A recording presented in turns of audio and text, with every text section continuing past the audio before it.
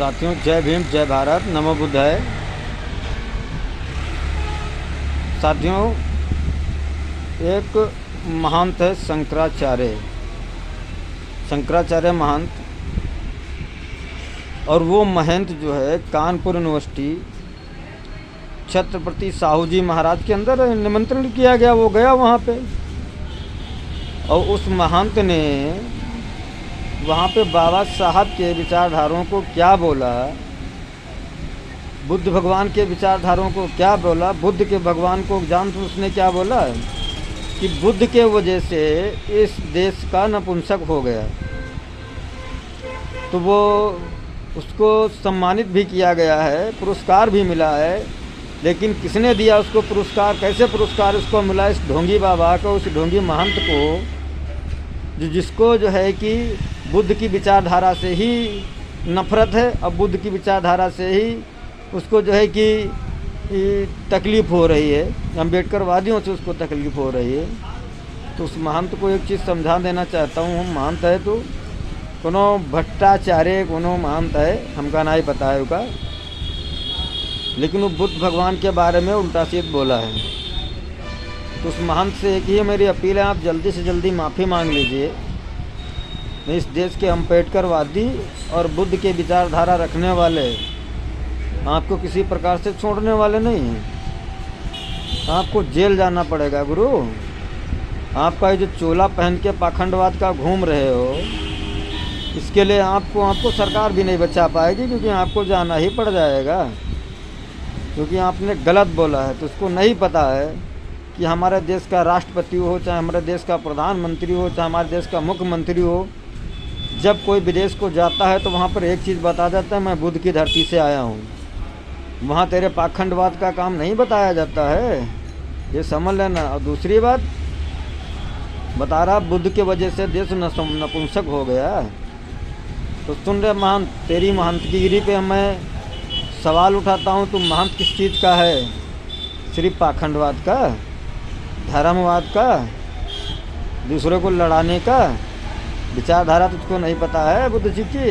तो हमसे सुन, जापान सबसे छोटा वो देश बुद्धिस्ट, और उस जापान में किससे ज़्यादा टेक्नोलॉजी है, क्योंकि पाखंडवादी नहीं। अमेरिका हो गया, चीन हो गया, थाईलैंड हो गया, ऐसे बुद्ध की कंट्रियां हैं जो आज विश्व में सबसे टॉप पे हैं और सबसे जो है कि ऊंचे हैं। उन विचारधाराओं को तो जो है कि गलत बता रहा है। प्रधानमंत्री से पूछ लेता है एक बार, आप बाहर जाते हो क्या कहते हो जाके, तो तुझको मालूम हो जाता। तो माफ़ी मांग ले बेटा। इससे मैं यही कह देता हूँ, महंत बाबा आप माफ़ी मांग लो।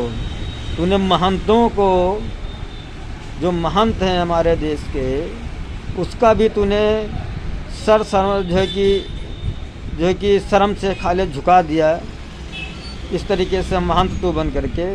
और दूसरी बात, जो कानपुर यूनिवर्सिटी का जो वहाँ का कर्मचारी होगा, जिसके अंडर में होगा, वहाँ का प्रिंसिपल होगा, उसको इतनी अकल नहीं है कि जहाँ पे हमारे देश के लड़के पढ़ लिख के जज, इंजीनियर, डॉक्टर, साइंटिस्ट बनते हैं, वहाँ पे जो है कि बुद्ध की विचारधारा ना बता के और इस गधे की विचारधारा बताई जाती है, जो तथाकथित कहता अपना को महंत है, जो धर्म के नाम पे, धंधे के नाम पे इस देश को बदनाम करता है, इस देश को बर्बाद करने के चक्कर में पड़ा हुआ है।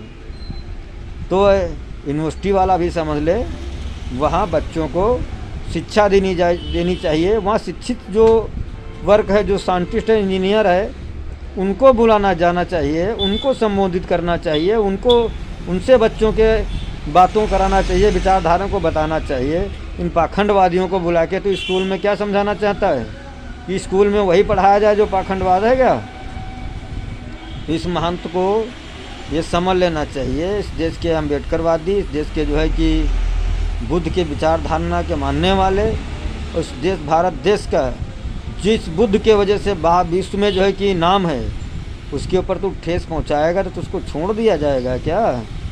माफ़ी मांग ले, बहुत जल्दी माफ़ी मांग ले। तो उससे यही हमारी अपील है, समझो साथियों। मैं अपनी साइड में इसकी फ़ोटो लगाता हूँ, वही महंत की आप लोग देखना। और इसको बहुत जल्दी करना ना, इसको जेल में डाले सर। गवर्नमेंट सरकार से मेरी अपील, इसको तुरंत जो है कि जेल में डाले कि वो किसी लायक का नहीं है। देश के बच्चों को नपुंसक बनाना चाहता है, इस वजह से ये पाखंडवाद बता रहा है।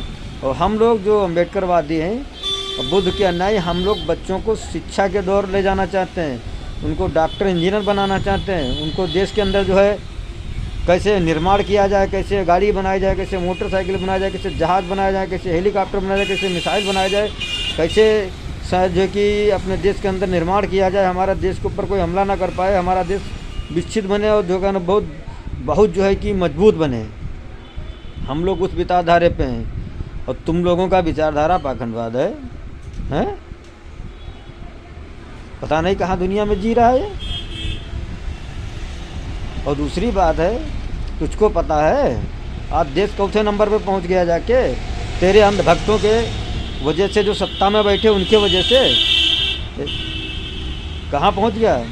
आज 144वें नंबर पे हमारा देश पहुंच गया जाकर, जिसकी आबादी विश्व में दूसरे नंबर पे है।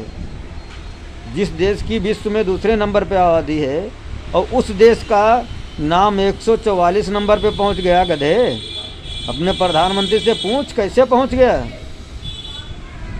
मुख्यमंत्री से पूछ, अपने IT सेल से पूछ, या जो तेरे जैसे बाबा हों उनसे पूछ कैसे देश पीछे पहुंच गया।